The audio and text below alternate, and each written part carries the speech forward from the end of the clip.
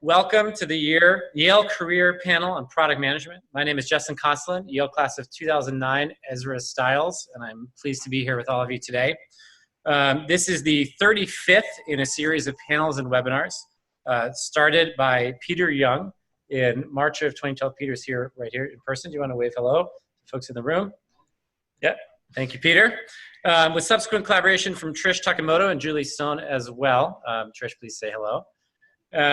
This series focuses on providing students and alums with candid views of different professions via panels of practitioners in each field. The overall concept has been to cover professions that Yale graduates pursue in large and small numbers, where there are myths and misconceptions about where the profession may be headed and how you can get there, what kinds of folks do well and are happy, or the opposite. We have also had 5 Yale Career Fireside Chats that cover issues that Yale students face, such as managing career changes, getting on corporate boards, etc.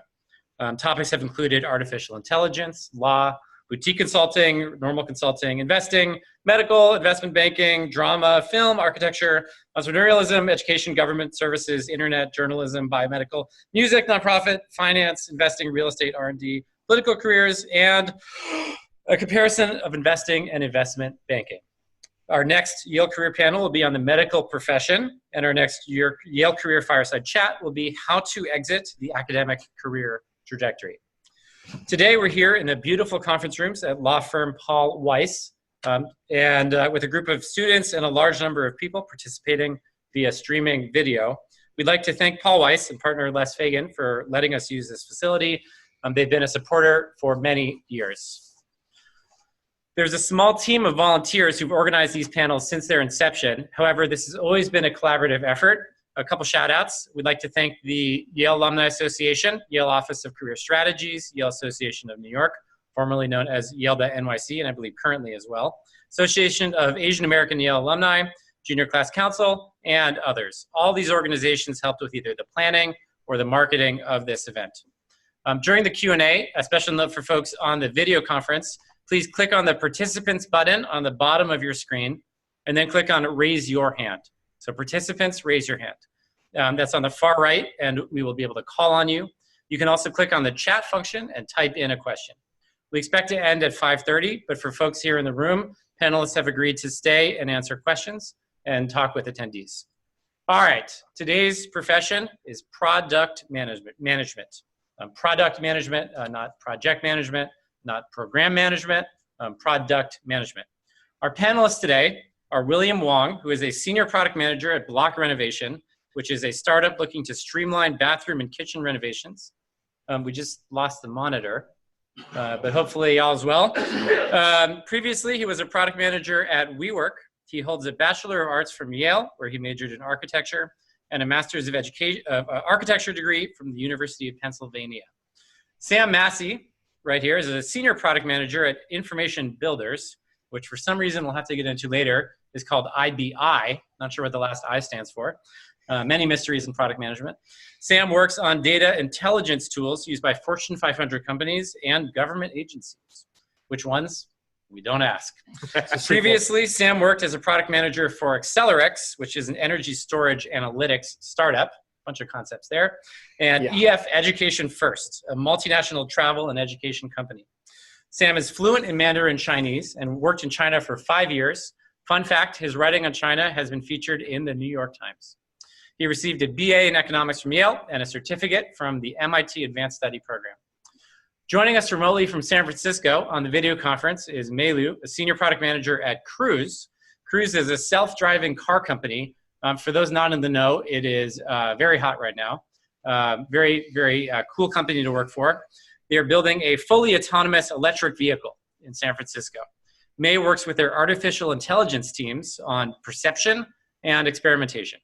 Previously, May worked as a product manager at Metadata Solutions and a small company called Amazon Web Services you may have heard of. May holds a BS from Yale College, where she double majored in computer science and economics, and went on to get an MBA from the Stanford Graduate School of Business. Finally, your humble moderator, myself, worked at Google as a product manager for about a decade. I'm now building a new effort incubated at TED. I've interviewed probably, 300 or so candidates for product management roles, and managed a team of product managers at Google and at a startup. I was a Yale Bachelor of Science in Computer Science and had the pleasure of teaching a course at Yale's Jackson Institute for Global Affairs a few years back on technology design for global challenges. All right. Now the question you've all been wondering, I've been wondering my whole career. I'm hoping that these fine panelists can help illuminate. What is product management? Sam, why don't you go first, since you happen to be sitting closest to me? Sure. Well, product management is all the work that you have to do to get a software product out in the market that isn't done by someone else. Can you explain a little more? I'm intrigued. Yeah, sure. So, I mean, you think of software, you probably think of engineers, designers, testers. There's this whole, array of different people who work on software, but there's, typically in an organization, there'll be one person whose job it is to make sure the product succeeds or not. And so in practice, it could mean working on strategy, or it could mean really getting into, the details of managing a software team and getting releases out on time and everything in between. Thank you. William, what would you say your definition is? I think it's similar kind of roots of really my job is to ensure that the organization is building the right thing, and that setting the priorities and aligning stakeholders and a team to ensure that whatever software or technology product that we're putting together is the right solution for the market, for our customers, and for the business on there, and kind of representing both the technical side of the teams and also the business case for what we're building on there. May, how about yourself? How would you define product management? Yeah, I would echo a lot of what people have said. I think at Cruise, we like to think about product managers defining the what and the why of what we're building. So defining exactly, what are the requirements and what is the next release going to look like and why is that important or what is the justification for it. And we have a lot of other roles that do things like define when or how we go about building these products. So what isn't product management? Because the way that you've all described it, I could almost argue any job is product management. Well, I think that first off, it's definitely not engineering. And I would say that most, if not most product managers probably do not get their hands dirty and write the code themselves. But instead you're sort of guiding a team of engineers to come up with a technical solution, guiding a team of UX designers who are coming up with a design, and made sort of a ringleader of that. And the corollary to that is also this distinction between product management and project management. So I would say that product management is definitely not project management in that, when you think of a project, there is typically a start and an end date and a scope of work. And that's, day to day in the development of a product. Those are things that I keep in mind, but it's not my sole duty to, as May said, define when or how something gets built, but the what and the why. I mean, it's also not a manager in the traditional sense of you're managing a team. Like, I don't manage anyone directly, but I work indirectly with a team of 15 or 20 people and talk to dozens of customers. And so I am managing, something else. I'm not, their boss, but I have to figure out how to influence a broad group of people to achieve an outcome. So there's not always a product and you're not a manager, but you are a product manager.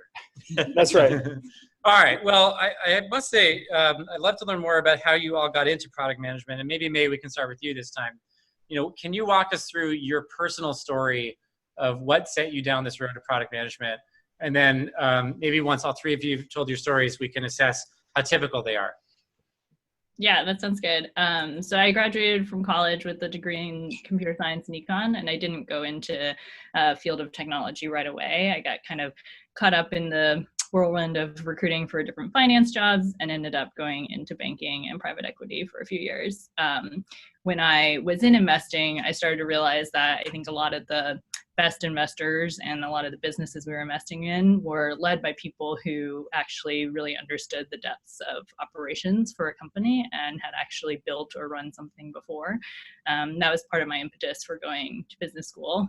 So during business school, I did an internship in product management. That was my first exposure to it. I think it's very helpful to have a technical background, but not always needed. And at that point, it'd been many years since I had touched a piece of code anyways. And I found that it provided the most like holistic picture of a business or a subpart of a business, particularly the product that you're working on. And I think it's a really interesting kind of intersection of both high level strategy and a lot of the why thinking of why is this important for our business, what metrics is it going to move, how is it going to improve kind of our place in the industry, as well as the detailed execution and shipping of specific features and specific value to our end customers. So I liked the mix of kind of high level and also like on the ground working with teams. And then I've shifted around a bunch in terms of industry, but always sort of stayed in product management. So it was first like web services, and my last company was focused on the life sciences industry. And now our product is a self-driving car. Very cool. William, what was your journey into product management? Sure. So I similarly had a bit of a winding path. So after college, joined Teach for America and taught for 2 years. And after that, returned to architecture school. And at the time, thought I wanted to become an architect. And graduated and joined a small architectural technology consultancy that at the time, one of our clients was a small company called WeWork that was growing very rapidly and enlisted our services for kind of thinking about new technology solutions to help them scale their growth, which at the time was very focused on building out new locations. And through that, I began as an architect, but very quickly realized that I was far more interested in how we designed rather than what in particular we were designing. And I also had a previous sort of background as a software developer, freelance Android development, a couple various things here and there. And really found a way at WeWork to kind of make a shift to their technology team, where we built a lot of in-house software that was used by our architecture and interior design and construction teams. That was a lot of power the data infrastructure and solved a lot of internal problems for the growth of the company. And kind of very happily been in product since, and recently left WeWork and just started a new job about 3 weeks ago. So very fresh in that. Cool. Thank you for sharing. Mr. Massey. Sure. So I didn't know what I wanted to do when I graduated. I'd never heard of product management. I hadn't even taken a computer science course. So, I mean, how I ended up in product management, I was a business analyst for the first 5 years of my career. So I'd be working for like a CFO or head of marketing. I was working in Shanghai. I was working in Boston. But I really made the jump because of the software tools I was using to do my job. So I remember, I transferred to the Shanghai office of the company I was at the time, and my coworker Natalia was kind of showing me the ropes of how to do reporting. And so she opened up this UI and she, dragged and dropped and clicked, and then the spinning wheel came up. And so like, now what do we do? She said, oh, we wait. So we had to, wait there for 2 minutes for, this chart to load. And in the end, it was like a list of 3 countries and how much revenue they each had, So you had to do reporting for board meetings. I was, our whole team was up until midnight for a whole week working on these reports. And I finally complained to my boss as a CFO. I'm like, this is ridiculous. So, it's taking forever. Like, why don't we just cache the most important data in these type of reports, and we could have links to the types of charts and assets we need. He said, that sounds like a great idea. Why don't you go build it?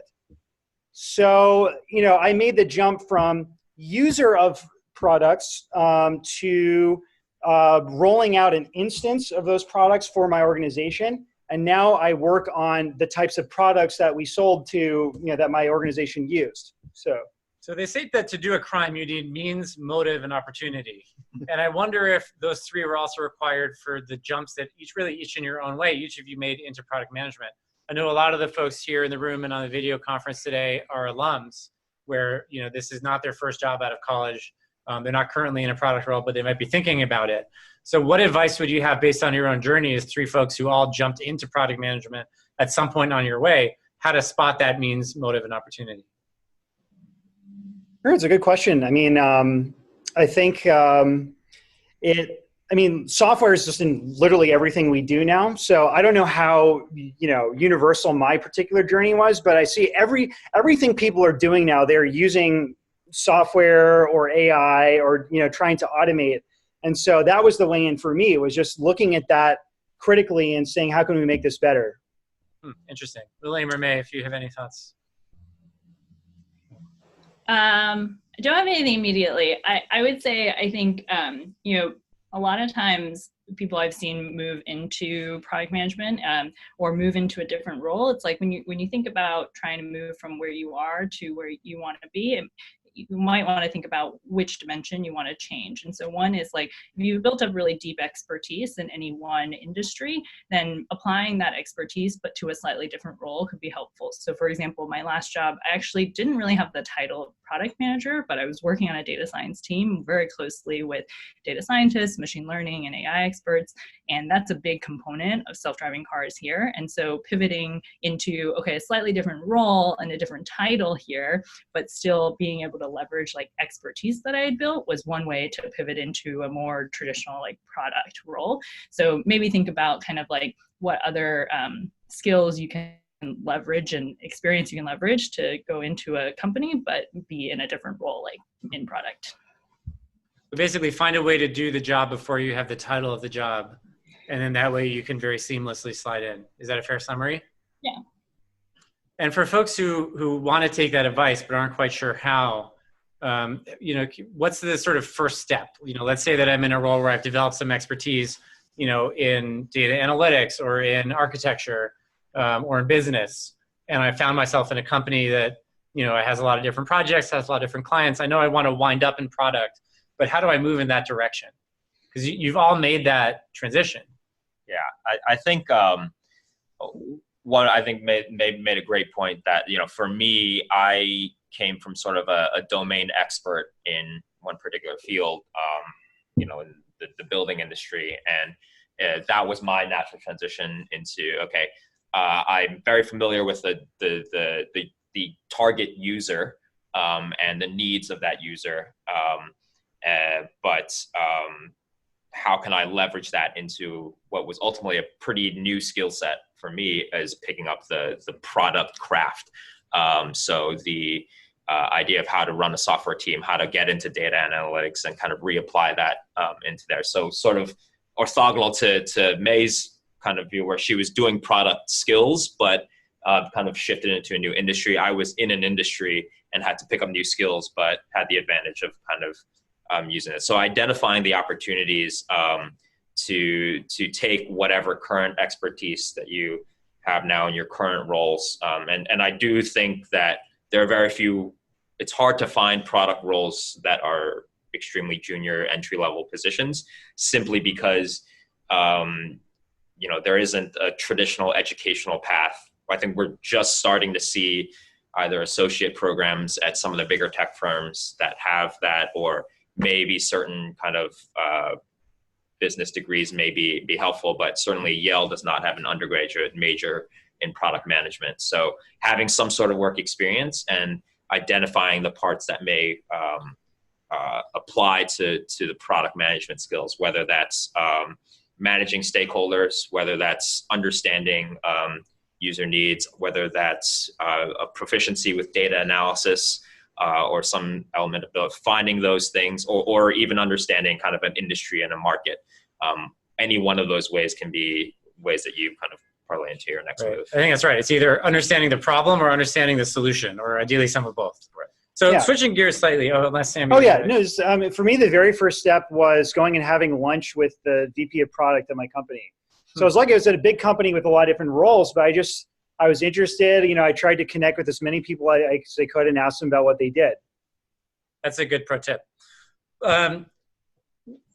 So let's say that based on the great wisdom you've shared, anybody here could get a product role if they wanted to, but maybe they shouldn't. Maybe they won't be happy in it. Maybe they'll not be a good fit for it. Do any of you have reflections, maybe William, we'll start with you this time, on the kind of folks who do well and are happy in product roles? I think inherently in product, you get the chance to wear many hats. And I think there's a certain type of person that really enjoys that, like a day-to-day that can look very different depending on what mode you're in, and needing to span from thinking very high-level strategic initiatives down to what is my team of engineers building today, next week, and kind of like being able to move from between very different modes of thinking on that. Right, it's like your 3-year strategy PowerPoint presentation, and then it's like, is the button in the right place in the mock-up? Right. Yeah, and that's a wide range of kind of mental activities that you kind of need that, and what that leads to day to day is that every day looks very different, right? Sometimes you're interviewing customers to get feedback. Other times you're in higher level strategic meetings with your organization, and other times you're troubleshooting something very, very specific with a team. And some people, I really enjoy that kind of needing to juggle so many things, but I know plenty of other people who want a much more structured kind of routine about their day-to-day activities. So that's one thing to potentially think about. And how about you, May? Who does well in product roles? Yeah, I think building on that, one big piece is like being comfortable with a very ambiguous or sometimes unclear scope or kind of like guidelines of what you need to do. I like to think of like product managers oftentimes owning just a problem space. You're responsible for solving this problem and making a customer's life or some user's life easier, and that can involve a lot of different things. So it's like it actually opens you up to be really creative and think about really big ideas and ways that you can change it and move the needle in the long term, but also, like William said, like all the tiny minute details that need to happen. And sometimes you have to create that kind of structure and that framing of like, how do I break down this space and what does that mean today versus next month versus later? How do I prioritize the different things? So a lot of times like a framework that works for one product won't work for another, and you have to be comfortable with just a pretty ambiguous kind of scope of go solve this problem. That's actually the biggest thing I interview for when I'm interviewing product management candidates, is their ability to navigate ambiguity. Yeah. But Sam, how about for you? What do you think makes a good product manager? Sure. I mean, I think the type of person who can survive that and thrive in an ambiguous situation is someone who's curious and loves to learn. And because you're constantly learning new domains, new skills. And it takes kind of a general, I guess, almost like liberal arts skills, being able to ask the why and the how. So I think it's a great profession for Yale graduates and Yale alumni for that reason. Yeah, amen. All right, what about the flip side of the coin? People who don't end up happy in product roles, burnout. I think we've all seen it. To the extent that you have a story of someone you've worked with, you're comfortable sharing. A story is always very helpful to folks. Sure. I don't want to put anyone on the spot with that prompt, but maybe a volunteer. Sure.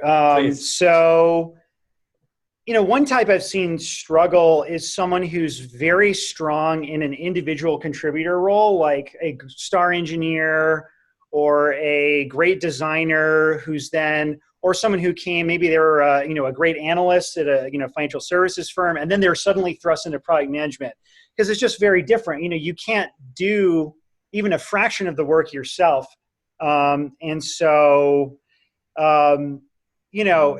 It took me also a long time to learn how to stop trying to have the answer myself and to create a space where other people could tell me what they thought the answer was. I had a mentor once who told me any PM, any product manager could be replaced by a sufficiently sophisticated set of email routing instructions. Yeah, I would echo that because I think that the strongest tendency is to present the solution that we have in mind, but it takes a little bit of humility to say that, and I usually come to the table with an idea of what I think a possible solution would be, but so much of my role is teasing that out of a wider team of people, in hopes that hopefully they come up with something even better than what I originally imagined in my mind or sketched out onto there, and then kind of filling the gaps where things kind of fall through. So, someone who has a strong urge to do that, the solutioning part, will struggle with that. And then the other thing I think also is that there's an incredible amount of writing that I do day to day, and just communication overall, and whether it's verbal communication, written communication, graphical communication, whatever it kind of means necessary to get a point across, because a lot of the role of a product manager is to translate ideas or feedback from a user to something that getting a team of engineers to understand, or getting your senior leadership and management at a company to understand why this is something you'd like to focus on. And if it doesn't mean that you have to be an extreme extrovert, although in most cases that maybe helps, but you do have to be comfortable kind of interfacing with a lot of people, different types of people day to day. I want to hear from May in a sec, but I'd love to hear first a little bit more about the point you just raised about putting your own ideas in the back seat. Can any of you explain a little bit the tension as a product manager between trying to actually problem solve and contribute your own ideas and needing to be an honest broker who can build consensus in a fair way among a lot of other people? Sure. I mean, I'm working on a project right now where, at Information Builders, we have a lot of different products that we've developed over almost 40 years, which are used by, big companies, secret government agencies, not so secret ones. No, but, part of we're in the middle of an effort, which I'm working on, of consolidating them into a common interface, common standards, common front end. And so I have an idea of what that looks like, from my favorite tools.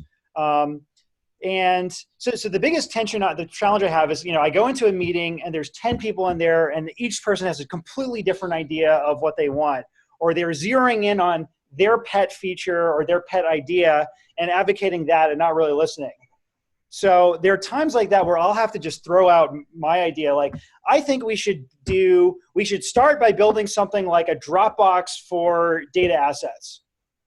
And then people can, attack that, disagree with it, build on it, but just to kind of crystallize the conversation and get people talking. Right. So I have to guide it's tricky to balance, guiding the conversation and interjecting my own ideas completely. Right. So you need, as a PM, as a product manager, you need there to be some clear outcome. If it happens to be your idea, that's great. But if that's not the idea that's going to be the winner, you need to check where you go at the door. Right. I heard a great example recently of a product manager where there were 7 key executives who needed to sign off. And she made a spreadsheet of the 5 key decisions and where each of the 7 executives stood. And she was able to basically map it out and say, on 2 of the 5 decisions, there's near consensus. There's one holdout, different person for each one, but almost consensus. For 3 of the decisions, it's all over the place. And she actually presented this to the 7 executives and said, look, we can get 2 of these decisions done right now if you 2 just withdraw your objection to these 2 questions. And they did. And then she said, okay, great. Now let's talk about these 3 where it's split. What are the options where we might be able to have a path forward? And I thought that was a great example, where as a product manager, she was checking her own ego and she was saying, look, ultimately, I'm not the person who can make this decision, but I can force you to make this decision.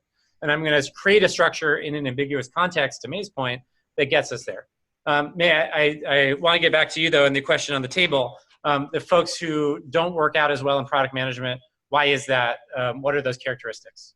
Yeah, I think Sam and William covered most of the points that I would say. I think going back to Sam's point on like an engineer who maybe transition into product, I think that could be true for a lot of roles that are peripheral to working on a product, but not the product manager, where I think it's important to have a somewhat unbiased and very customer-centric view as the product manager. So if you're coming from a design perspective or marketing or business or engineering, you might be more biased towards, well, this type of solution or this type of way I'm used to doing things is the best way to solve the problem. And going back to the point of creating a framework, I think we focus a lot here on defining the right metrics and the right KPIs for measuring what our customers' outcomes are, and using that as that guiding post of like, hey guys, like this is our problem space, and we want to be, reducing the amount of time it takes us to release code on the road. We build a lot of internal tools here for ourselves. And if we want to reduce that time period, there might be all these ideas that you're throwing out that can move that metric, but which one will move it the most? Which one's most impactful? Which one can we do now with the resources we have?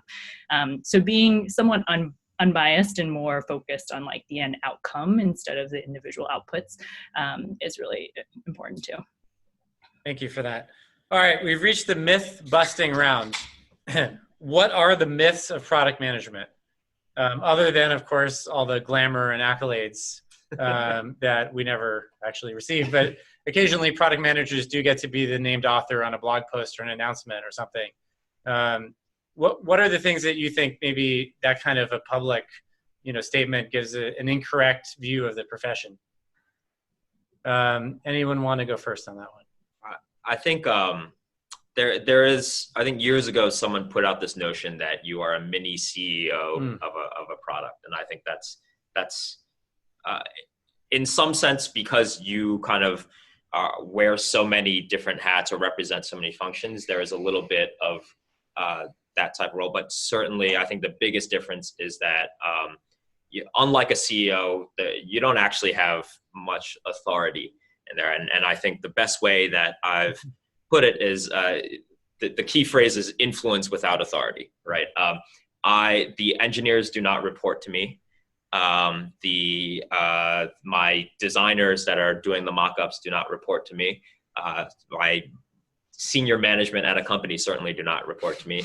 And yet I have to use kind of influence in whatever way possible, whether that's very data-driven, whether that's a little bit of internal politicking, understanding, putting together a spreadsheet of who likes what and understanding people's tendencies and viewpoints on there to do that. But I don't have the ability to fire my team.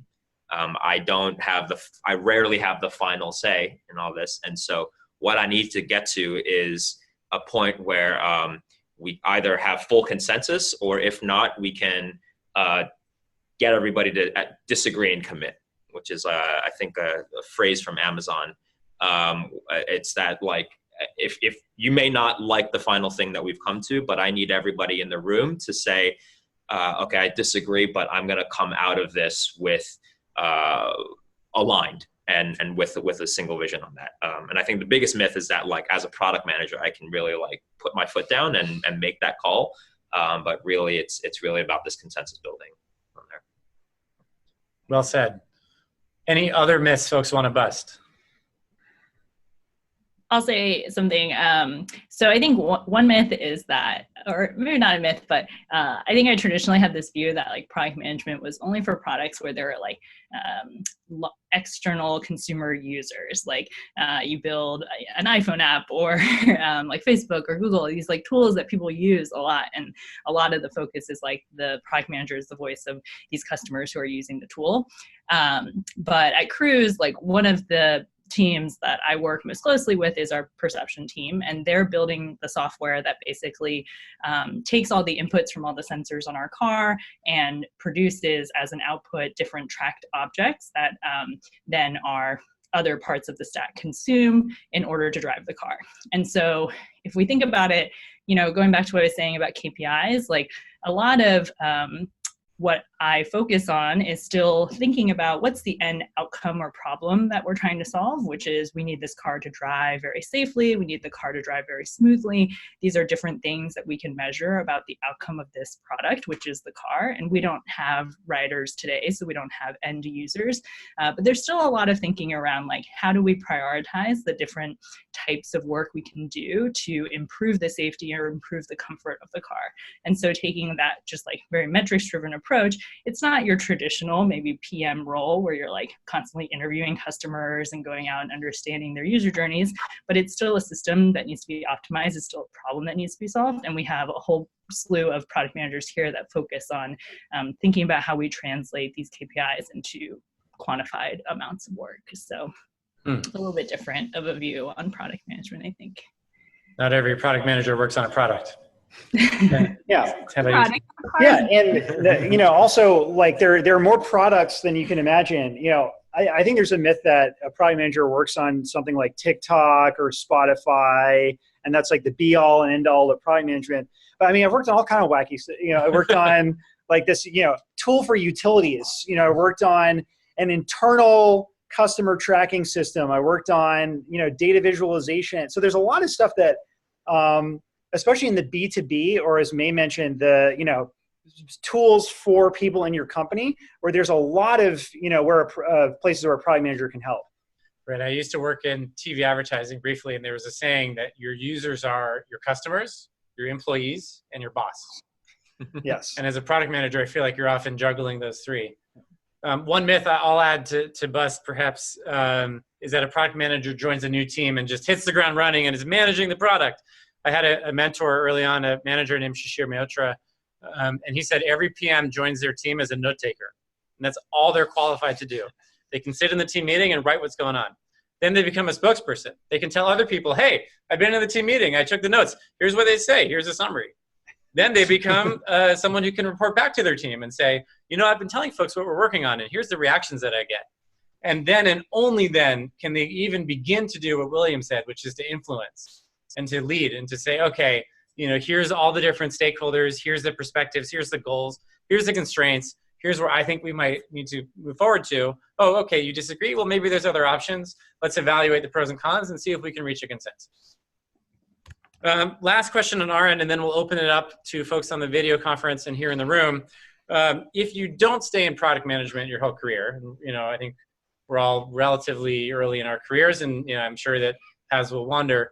What are the off-ramps from product management? What profession would you go to next if next year, let's say, you left product? Maybe May, we'll start with you. Yeah, I think, so my background prior to product management was in finance and was in investing, and part of my kind of impetus for going into product management was thinking about understanding a business more holistically, from highest level strategy down to how we execute. And I think, in this role, you do get a really holistic picture like that. I think one route I've definitely thought about or considered is going back into the investing world. So I think whether it's in VC or later stage, it's like, it's very helpful to have been in the weeds of various tech companies and really understood how they prioritize their strategy, how they think about going to market with their products, and what works or doesn't work. And so that's a potential off route as well. How about you, fine gentlemen? Yeah, I think for me, it'd have to be politics. I volunteered on a governor's campaign in Massachusetts, and there's a lot of need around technology on campaigns. And which gubernatorial candidate was that? I'm not going to name it here, but they did not win. But there's the technology side of every campaign is such a mess, and you have to solve all these challenges of how to integrate systems. What do we need to build with very limited resource? So I feel like a lot of what I've done here would apply to working on a campaign, or working in some kind of civil service. How about you, William? I think the nice thing about product management is that it gives you a very sort of cross-functional outlook on what an organization can do. I think for me, more than ever, I've considered kind of entrepreneurship and starting my own kind of venture company on there. And I think product is often a good place to acquire a bunch of skills that are that cross a lot of different teams. And so I do understand a little bit about marketing now, and a little bit about sales, and a little bit about operations, and certainly kind of a technical product development cycle on there, which gives me a good kind of understanding of that. I think there's a lot more that goes into whether or not you should make that leap into being a founder. But I think product management is a great place to start to kind of pick up a lot of these different skills. And I would just add to that, we're speaking for ourselves, but if I look at people around me who've successfully made the jump, some of them, people who were engineers, some of them made the jump to and from product and engineering and went back to being, actually writing the code. I've also seen, there's all these roles where you're working with the product, but not necessarily the owner for it. So I've seen people be successful in, fields like customer success or pre-sales or anything where you're engaging with a customer or a user to further the goals of the organization, but, in other capacities. Very cool. And I think on my end, I would probably go into philanthropy. But maybe bonus question before we open it up, just one sentence answers. Would you recommend product management as a field? Starting with May. Yes, caveated for the things we talked about earlier about feeling comfortable with ambiguity and being able to flex, what you do day to day. Thank you. William. As a teacher turned architect turned developer turned product manager, I would say that this is the happiest I've been. So yes, if you also feel like that you've hit all the check marks on there. So someone with those 3 careers should do product as their 4th. Yeah. How about you, Sam? Oh, absolutely. I do it all over again. I mean, it's one of the few number of fields where you don't have to have an advanced degree, or at least that Yale's are attracted to, that don't require an advanced degree. And, I love things where I can just jump in and not really know what's going on, but try to figure it out. And that's great for, I think, a personality like mine. Fantastic. All right. The promised moment. So if you're on the video conference, you have 2 options. You can either type into the chat box or you can click on the participants box and then fill a question there. So maybe Peter, thank you. So, all right, so we'll do maybe a couple from the Q&A here and then we'll do one live. So think if you're in the room and you have a question, think about it. But we'll start with 2 of these. Anonymous attendee, I graduated with a BA from Yale back in 2000 and I'm now practicing law. I am trying to learn more about how my clients might be managing workflows. I think that was from when we were before this was starting. That was why are you here? Yeah. That makes a lot of sense because that does seem like a good explanation of why they're here. And next one, product management sounds like a combination of customer/user insights and project cycle management. How far off base is that statement? Anyone want to take a crack? Well, I think just, listening to Will and May and Justin, I mean, it can mean a lot of different things to a lot of different organizations. So I've been at roles where I'm doing much more of the customer insights. I've been at roles where I'm doing much more on the kind of, agile, Scrum. Yeah. So I don't know. I think that's not a bad first approximation though. I guess the question of how much you're doing of each really depends on where you are and where the need is. And also the stage of the product that you're working on, yeah. Right? If it's very early stages and you're really in this discovery mode of understanding whether this thing is going to work at all versus you're at a much later stage product where you're really looking to optimize or kind of increase the value of something. I had a former colleague who came to Google from government and he had never worked with PMs before. And he said, at Google at least, product managers are the thing that makes the company go. And so it's not just that they have insights, it's not just they're managing the process, but they're the element of the system that pushes things across the finish line. But May, I don't know if you have additional thoughts on this as well. Nope. All right, we'll do one more from this list. Are there product management certifications similar to Lean, Six Sigma, Agile, etc.? I mean, there are like the ones that I think actually matter in an interview or to get a resume picked up. Not really. I agree. But I don't know. The one I would probably look at is, I don't know, I think people who combine experience with something like, Scrum or Agile certification can help because they're so closely intertwined. Yeah, I think that's one. I think many product managers have a business kind of background on there, and that certainly helps on there. So I have plenty of friends who hold MBAs. Right. I mean, May is an example. May is an example of that. Hi, May. The other sort of thing is that there are kind of product development frameworks like Agile and Scrum is kind of like the most common one that you'll hear about.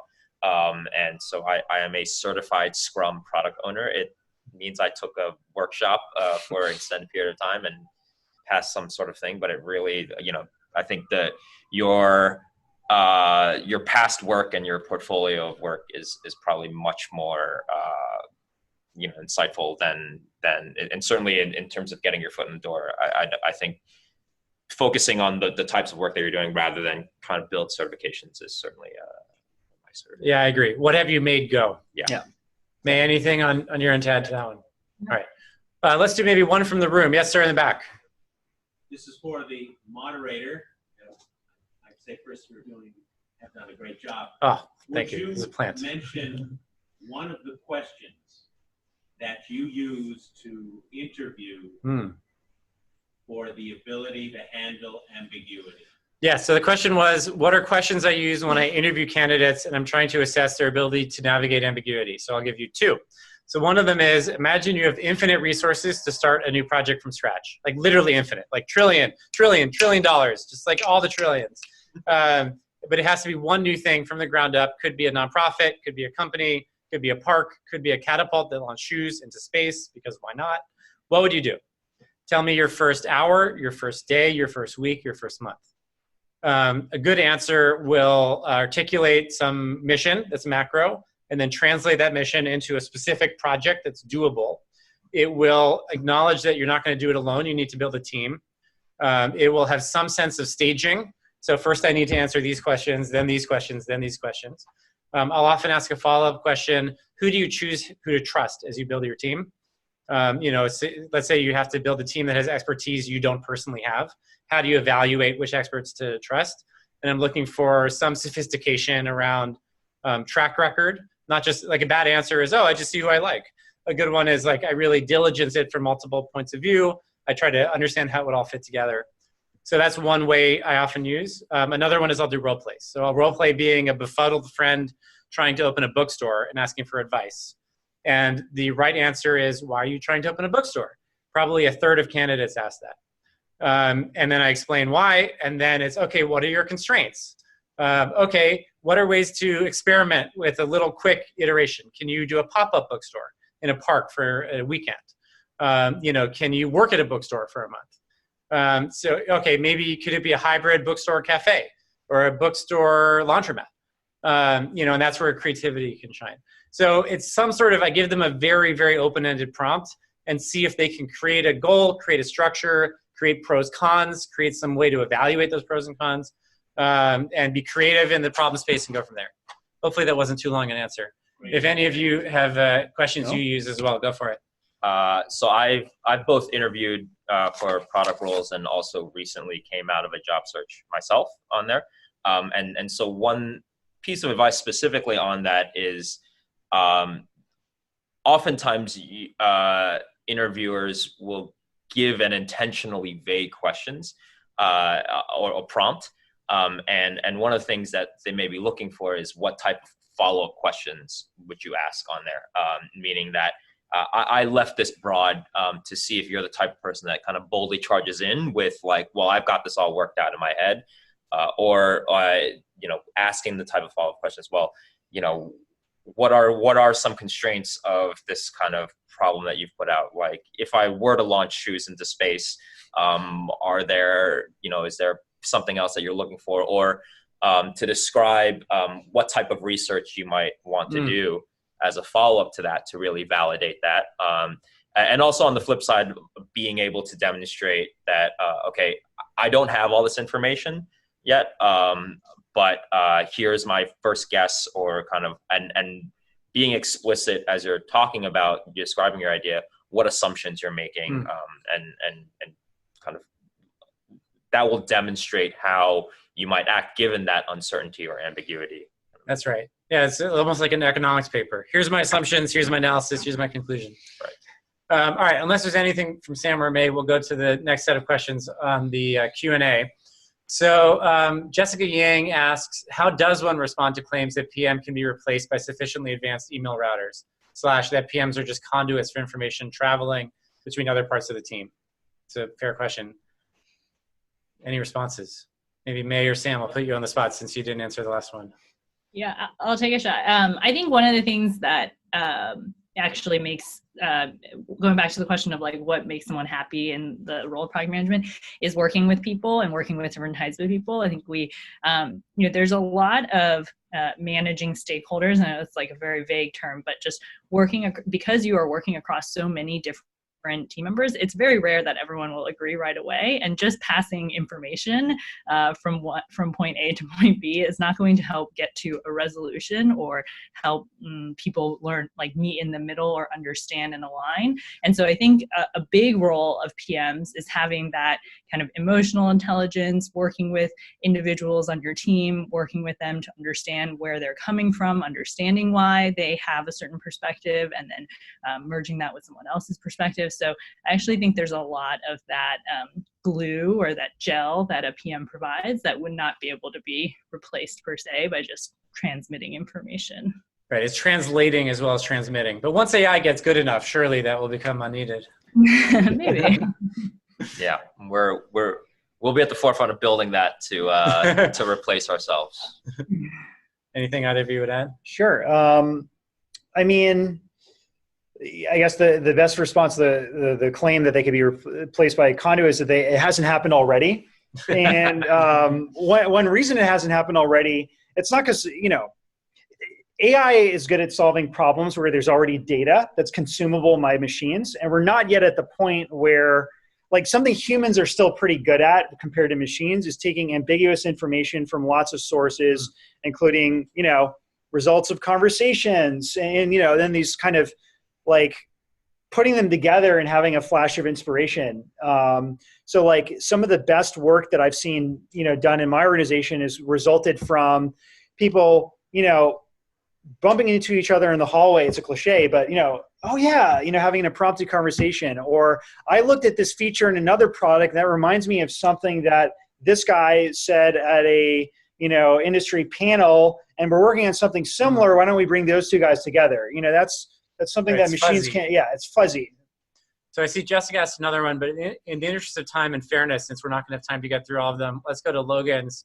And I should say, anyone whose question doesn't get a chance to be answered, feel free to email me the question. My email is jk, as in Justin Kostlin, or just kidding, @TED.com.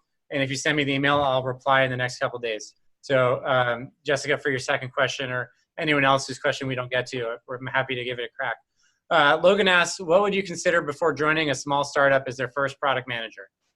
So I once heard the quote, startups don't starve, they drown. Ha. So like the smaller and more specific and niche and well-defined the feature is, the more likely I'd be to join that startup.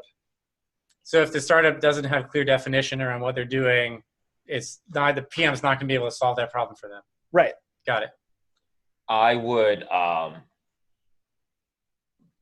focus on kind of what the founder is really important, because I think, especially being the first product manager, most likely there is a founder that has acted in the product role, and are they ready to hand over the reins to a product manager to kind of take that, or will they be so heavily invested in their baby, and rightfully so, because it is something they've gotten off the ground. I've seen it be a very painful process to join as a product manager, and really you're not really able to have that bit of autonomy to kind of do the work that you're brought in to do, and then you do become a bit of a glorified project manager, where you've delegated a bunch of work that the founder no longer has time to do. Right. So will you be able to influence? You're not going to have authority. That's a given. Right. But will you be able to influence? Right. How about you, May? Yeah, I've only worked at companies that are more than 1,000+ people, so I've never worked at a startup. But I would say, just going back to what we were saying earlier about, different companies define product management differently. Chances are, for a small startup that's hiring their first of this role, it would be really important to understand what the expectations of, like, what do they mean by product management here? What kinds of responsibilities really are they trying to fill this role with? And just being super clear on that, because it could be very different. All right, 6 minutes left. So let's do a couple lightning rounds. Mac asks, what is your advice for first-generation immigrants, especially around soft skills and how to calibrate on the corporate culture? where upper management is primarily white, he points out, which is fair.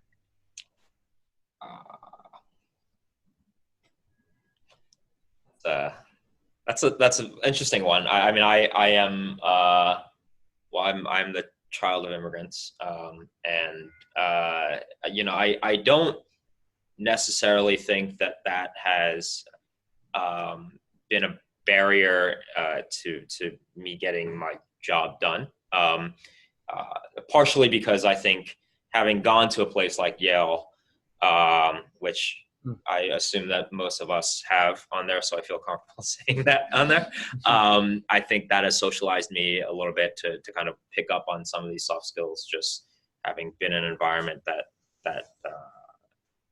where that's been kind of highlighted before. Yeah, that's a tough one. I don't have a direct answer beyond that. I don't feel qualified to give an opinion on my end. I don't know, May, if you have anything to share. No, All right. I think it's one of those things that just takes. Oh, sorry, we can't hear you on our end. Oh. Peter, is it on? Oh, can you hear me now? Off on It's our fault. right here. Yeah, that's the one. Sorry, May. 1 second. We're just getting it. Audio. Here we go. All right, go for it, May. Oh, I was just going to say, I think it's something that really just takes practice. And the best thing to do is also to always ask for feedback. So, you know, feedback from the teams that you're working with right now, and maybe even feedback from your friends, you know, review like kind of what a situation that happened and talk about your perspective on things and get somebody else's thoughts on like, where could you have done better or worse? So just getting other perspectives is always helpful, and it does take practice.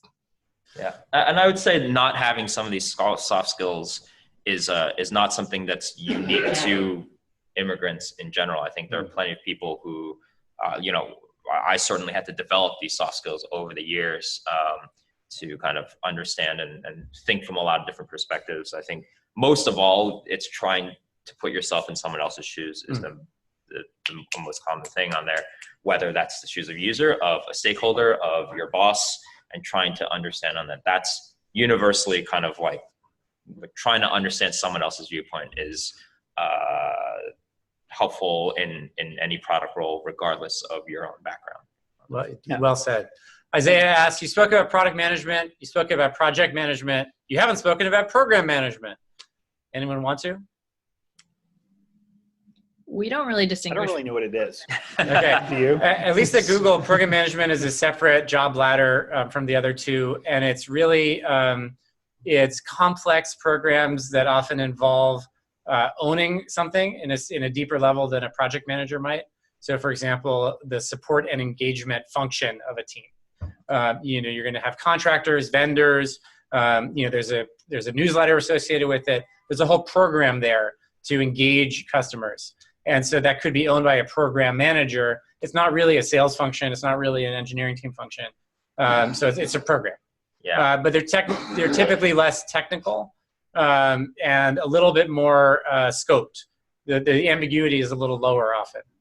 I've seen it work well best when there is something that maybe has it's something that crosses multiple product teams. Or so in order to launch something, you both need really coordinated efforts across multiple teams. That's kind of one use where we've really benefited from having a program manager on there. And also across outside of just if there's a program that isn't just a technology solution, but needs additional kind of other business functions, just a coordination, like cross-team functions, I've seen that be called program management. I also, it's my understanding that the only place that at Microsoft, for whatever historical reason, they call what is typically a product management role program managers. Oh, those silly Microsoft. Yeah, so I do not know why or how that came to be, but I do know that is just a terminology. That is a good piece of industry trivia. All right, this might be our last question, just given the lateness of the hour. Anonymous attendee says, what are the key things to highlight when applying to PM jobs? How do you show your tech skills from another industry can apply to a PM role? I think this has been touched on a couple times, but May, why don't you take the first crack, and this round will close us out. Yeah, I think one of the key skills to highlight is kind of working across a large group of people and building alignment towards one vision. And I think that's something that can apply to a lot of different roles. When I was transitioning from finance into tech and into my first PM job, I was making the analogy that, you know, when you're trying to make an investment decision, a lot of times you have to work with all your different diligence teams or lawyers or other stakeholders and say, okay, we want to make this investment in this company. Why? Why is that important? Why do we believe in it? And then how are we going to go about doing that? And so I think that's one way. I think also technical skills can be, it can be technical from a, you know, I know how to code and I know how to write software perspective, but it can also be technical from just, I know how to quantitatively understand a problem. And so in the finance world, I spent a lot of time building like models, like financial models and operating models for businesses. And that still requires a level of like quantitative skill that I think could also be translated in some way. Yeah, I would echo that. I think there's a couple of things. Understanding like a customer problem and maybe come up with solutions and defining requirements, data analysis. These are all things, and kind of managing and communications between stakeholders are all common key skills. Fortunately, as a former architect, that fell very neatly into that. I like to say that you know, people don't often realize architects don't really build buildings. They make instructions for other people to build buildings. And it's actually analogous to kind of my role as a product manager. I don't actually build the software, but I guide a team to kind of instruct them on how to kind of build that. So if you're able to highlight any of these different things around communication, data analysis, or kind of understanding users and defining requirements, you're in a good spot. Yeah, and I'd say your technical skills will speak for themselves on your resume. Like at my company, when we do interviews, we'll typically ask, you know, tell us about a product you've worked on, at least for experienced candidates. And if the person talks about it in terms of the technology, and you know, they're out. You know, it's like we want to know, what was the product, who was buying it, how did you know it succeeded or failed, and how did it make money? Beautiful. Well, thank you everybody for coming. As I mentioned, if you had a question you weren't able to get answered, please send me an email at jk@ted.com. Seriously, I don't mind it at all. Thank you everybody. Thank you, Peter. Thank you, Trish. Thank you, Paul Weiss. And looking forward to the next one.